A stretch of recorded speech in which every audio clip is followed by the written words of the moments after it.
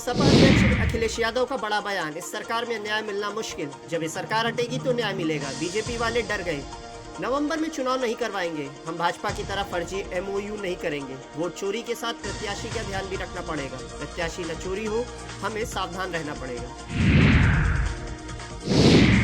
उत्तर प्रदेश के मुख्यमंत्री योगी आदित्यनाथ ने कहा, महान सपूत, महान स्वतंत्रता सेनानी, शिक्षाविद, स्वतंत्र भारत के प्रथम खाद्य और उद्योग मंत्री, एक देश में दो विधान, दो प्रधान, दो निशान नहीं चलेंगे का उद्घोष करने वाले डॉक्टर श्यामा प्रसाद मुखर्जी की 125वीं जयंती है। इस अवसर पर भारत माता के महान सपूत की स्मृतियों को नमन करते हुए उत्तर प्रदेश शासन और उत्तर प्रदेश की जनता जनार्दन की ओर से मैं विनम्र श्रद्धांजलि अर्पित करता हूँ।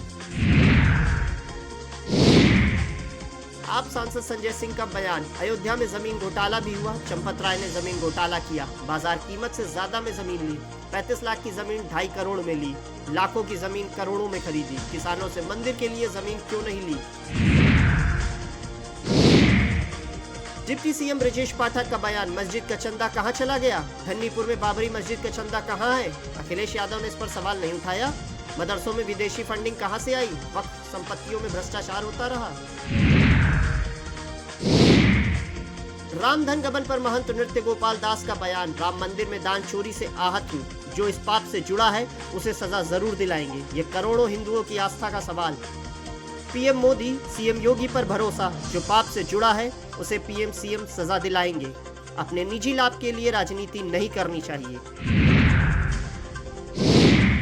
हनुमानगढ़ी के महंत आनंद दास का बड़ा बयान, जितना गजनवी ने सोमनाथ को नहीं लूटा होगा, उतना ट्रस्ट के लोगों ने राम मंदिर को लूटा। आज गजनवी जिंदा होता तो शर्म के मारे मर जाता, शर्म के मारे पानी में डूबकर मर गया होता। चंपत राय, अनिल मिश्रा और गोपाल राव को जेल भेजा जाना चाहिए, चपरासी ड्राइवर वालों को फंसा दिया गया। पूर्व सांसद अतुल राय का बड़ा बयान, बाहुबलियों को टिकट देने पर बोले, बाहुबली वही होता है जो जनबली होता है, अरशद जमाल को बताया सबसे बड़ा बाहुबली।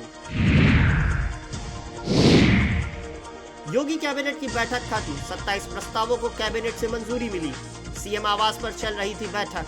शाहजहांपुर के जलालाबाद का नाम अब परशुरामपुरी। योगी कैबिनेट की प्रेस ब्रीफिंग, डेटा सेंटर नीति 2026 का प्रस्ताव पास, स्टार्टअप मिशन की स्थापना का प्रस्ताव मंजूर। उत्तर प्रदेश में निवेश के लिए startup mission, Uttar Pradesh startup नीति 2026 को भी मंजूरी। पशुधन बीमा योजना प्रस्ताव को मंजूरी।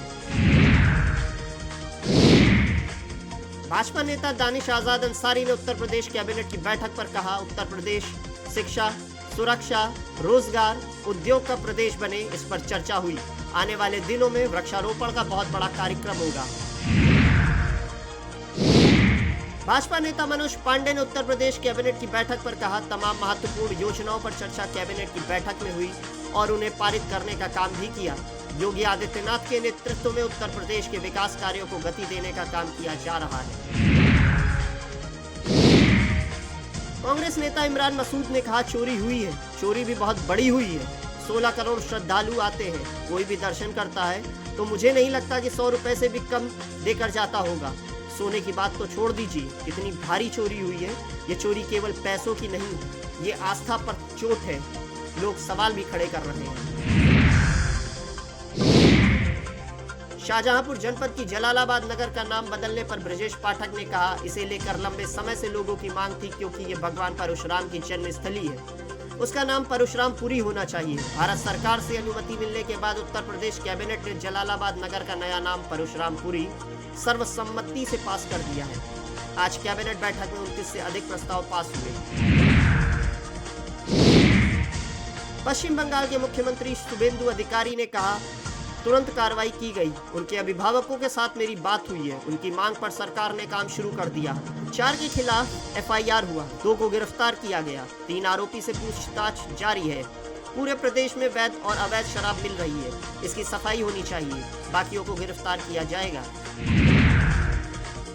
कांग्रेस सांसद रेणुका चौधरी ने भी श्री राम जन्मभूमि तीर्थ क्षेत्र ट्रस्ट की बैठक पर कहा, जनता में चोरी की बात आग की तरह फैल गई, भगवान की भी कोई मर्यादा नहीं रही। आज ये ढिंडोरा पीट रहे हैं कि हमारी चर्चा होगी, यह आपकी स्पीड है, जनता का दबाव है और संसद खुलने वाली, इसलिए ये सारा ड्रामा कर रहे हैं, नहीं तो इन्हें बचाने वाला कोई नहीं। जन स्वराज के संस्थापक प्रशांत किशोर ने कहा, जब लोग अपनी चुनावी राजनीति की शुरुआत करते हैं तो अपने लिए सेफ सीट खोजते हैं। मैं इसका उलट कर रहा हूं, क्योंकि बिहार के लोगों को कह रहा हूं कि अगर बिहार बदलना है तो जाति धर्म से उठकर वोट करना होगा।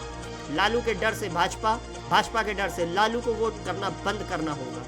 जो बात मैं बिहार के लोगों को समझा रहा हूं उसको प्रमाणित करने के लिए ऐसे जगहों से लड़ रहा हूं जहां जाति धर्म के नाम पर वोट ना मांगा जाए।